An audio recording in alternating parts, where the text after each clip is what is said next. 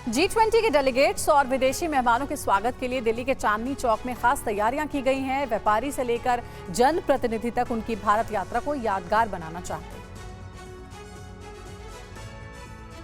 G20 को लेकर पूरे दिल्ली को सजाया और संवारा जा रहा है, तो फिर चांदनी चौक मार्केट है वो कैसे पीछे रहता है। चांदनी चौक मार्केट में भी फॉरेन डेलीगेट्स आ सकता है। इस वजह से चांदनी चौक में देखिए इस तरह से जो ये दुकानदार हैं, वो चाहे मिठाई की दुकान हो, शाही लजीज व्यंजन जो हैं, उन जगहों पर भी देखिए हर तरफ लिखा है कि G20 के मेहमानों का हम स्वागत करते हैं। और देखिए यहाँ पर जलेबा बन रहे हैं और ये भी सभी लोग इस बात के लिए तैयार हैं कि विदेशी मेहमान इनके पास आए और इनका जो स्वादिष्ट व्यंजन है उसका स्वाद चखे। आपकी दुकान कितने सालों से चल रही है? 110 साल पुरानी दुकान है जी, 2 रुपए किलो से। अच्छा, 110 साल पुरानी ये दुकान है आपकी। तो चूंकि फॉरेन डेलीगेट्स के आने की संभावना यहाँ पर है, तो आपने क्या उनसे कम्युनिकेशन के लिए भी ट्रांसलेटर रखा है? हमारे घर का ही बच्चा है। अच्छा। जो इंग्लिश जानता है। तो देखिए ये जो बोर्ड लगा हुआ है G20 का, बाकायदा ये लोगो लगाया गया और वसुधैव कुटुंबकम देखिए लिखा हुआ है। तो इस तरह से मेहमानों के स्वागत के लिए तैयार है चांदनी चौक।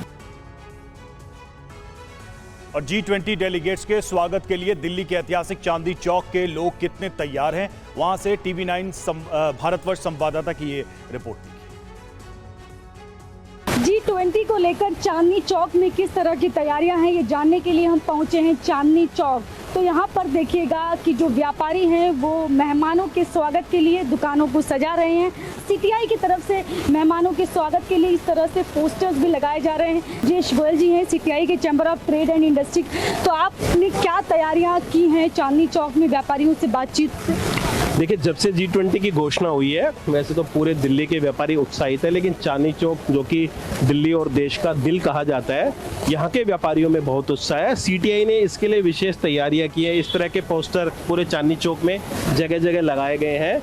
हमारा कहना है कि चांदनी चौक की अपनी एक सांस्कृतिक ऐतिहासिक विरासत है। हम चाहते हैं विदेशी मेहमान G20 में आए, चांदनी चौक के साड़ी, सूट, लहंगे, ज्वेलरी खरीद के जाएं।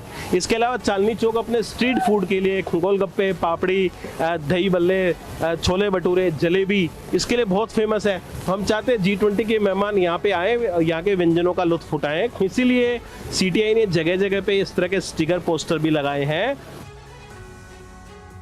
खादी और ग्रामोद्योग आयोग के अध्यक्ष मनोज कुमार ने TV9 भारतवर्ष को बताया कि G20 मेहमानों के लिए खादी के स्टॉल लगाए जाएंगे। इसमें साड़ी से लेकर जैकेट तक होगा।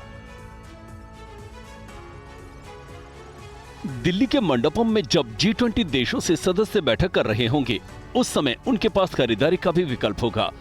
भारत के अलग अलग राज्यों के खादी और ग्रामोद्योग के प्रीमियम क्वालिटी के उत्पादों की नई श्रृंखला को भी यहाँ पर प्रस्तुत किया जाएगा।